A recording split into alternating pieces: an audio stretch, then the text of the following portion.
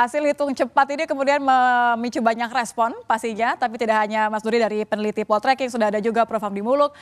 Saya pengen menyebut sebagai peneliti LSI, tapi juga kita sering bicara banyak hal mengenai dua-duanya begitu ya, sebagai pakar psikologi politik. Saya ingin bertanya sebagai keduanya nih, atribusinya Prof. Kalau Mas Duri tadi mengatakan ya ini sesuai dengan yang terakhir, Poltreking boleh karena ada komparasi data. Kita sering bicara loyalitas pemilih terhadap pasangan calonnya ini sepertinya tidak akan berubah. Tapi tetap ada penambahan sekitar berapa? 3-4%. Bagaimana Prof membacanya? Sebenarnya tidak terlalu mengagetkan. Jadi kalau kita bisa men-tracking ke belakang survei-survei, saya juga pernah. Seberapa jauh nih kita menariknya ke belakang? Saya pernah sebelum punya survei time? seminggu sebelum hari H ini, gitu. Tapi tidak kita publikasikan. Itu angkanya kan juga sudah nyentuh 52. Oke. Tapi kalau 52 saya masih bilang debatable. Enggak. Pasangan calon lain masih begini. bisa bilang. Karena dalam setiap jajak pendapat itu selalu margin error 3%-an. Jadi itu bisa 52 itu sesungguhnya sudah 55, oke, atau ke bawah. Jadi plus minus. Oke. Jadi bisa itu sebenarnya 55 pada kenyataannya. Bahwa ternyata hari ini membuktikan 57, kan dekat-dekat. Ya. Nah mungkin 2% itu disumbang oleh undecided voter yang tidak terekam seminggu sebelum yang memang berkontemplasi selama minggu masa tenang, kemudian mereka akhirnya menentukan pilihan. Mungkin undecided voter dari sekitar 3-4% mungkin terbagi rata ke satu atau tidak, atau kalau bacaannya begini tidak terbagi rata, undecided voter banyak ke 02. Itu cara membacanya. Jadi hasilnya sebenarnya tidak terlalu mengagetkan begitu. Nah satu lagi ya, bahwa ternyata preferensi pemilih itu kan sudah terbentuk jauh-jauh hari, bukan 2-3 hari menjelang hari H. Artinya kejadian-kejadian setelah betapapun hebohnya, mungkin kemarin banyak orang menganggap misal, ada film Dirty Vote gitu, dan diasosiasikan akan mengukul suara 02, karena pernyataan kan tidak. Berarti karena loyalitas yang sudah terbentuk jauh-jauh hari gitu loh. Jadi 3 hari terakhir itu yang tidak banyak lagi mengubah pilihan. Itu bisa menjelaskan kenapa hari ini misalnya kita cukup yakin bahwa dari hasil secara rata-rata, kita lihat inilah koherensinya, kesamaan dari berapa ini lembaga yang melakukan hitung cepat, lebih dari 15. Sepertinya ada yang kita tayangkan ini paling tidak 7 lembaga survei. 7 lah, tapi kita lihat di televisi lain kan juga ada gitu. Jadi sekitar 10 lah. Jadi saya ingin mengatakan begini saja, quick count itu sudah katakanlah itu sudah bisa memberikan gambaran dipercaya secara saintifik, karena metode ini basisnya adalah teori probability matematik statistik yang dulu jadi dibikin oleh Pascal. Ini saya suka ketika Prof mengatakan ini adalah scientific data. Artinya data ini karena tidak terelakkan ketika kontestasi seperti ini fakta. Ada yang kemudian biasanya mempertanyakan, paling tidak begitu kan, mempertanyakan ini datanya tadi dari mana, kemudian kenapa bergeraknya ke arah-arah yang berbeda. Tentu kan setiap pasangan calon punya harapan masing-masing. Ini boleh dong kita katakan seperti itu. Iya. Tapi saya ingin kembalikan lagi ke Mas Duri. Mas Duri, kalau misalnya Poltreking memiliki konsistensi data, gitu ya. Tidak terlalu jauh, tidak terlalu berbeda.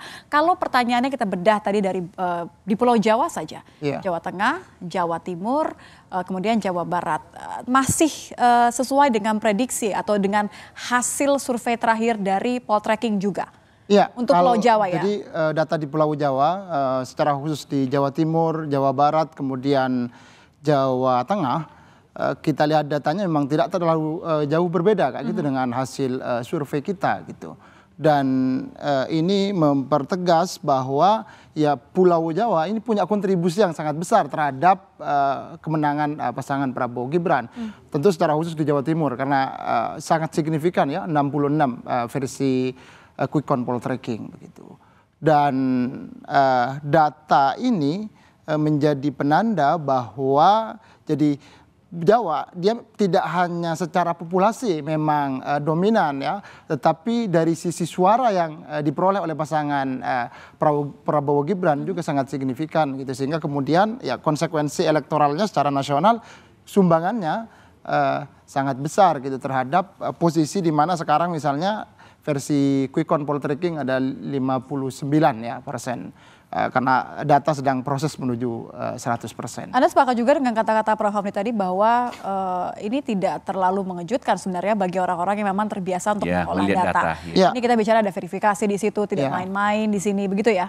Apalagi melihat tren misalnya, kalau kita lihat tren dari Prabowo Gibran misalnya belakangan terutama menjelang mendekati ya hari tenang misalnya di pergerakan data, karena kita juga ada survei telepon ya, memang tren kenaikannya itu cukup signifikan di injury time, sehingga ini juga yang punya konsekuensi saya kira.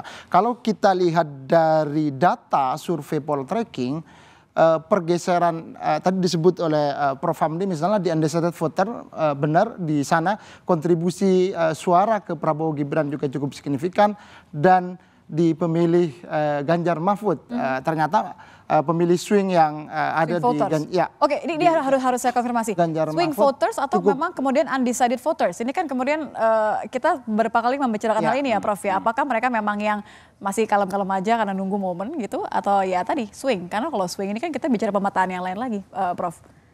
Iya, mungkin ya swing itu kan juga bisa dinamik ya. Maksud saya dari survei pertama dia menetapkan 01 misalnya. Dia ragu, dia pindah lagi ke 03. 3 dia pindah lagi ke 02 gitu ya.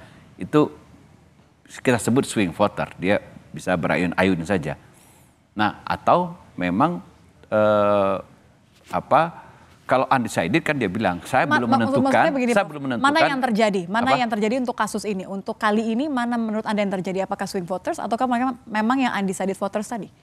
Nah, kalau kita lihat dari perolehan suara 03, trennya itu memang mendekati hari ke sini itu kan turun-turun terus. Turun-turun terus. Nah, itu seiring dengan mungkin sewaktu kita lihat debat-debat terakhir, 03 itu kan paling getol lagi menyerang. Dulu yang debat-debat pertama belum loh. Jadi trennya semakin dia serang, suaranya pindah ke 02. Itu artinya apa?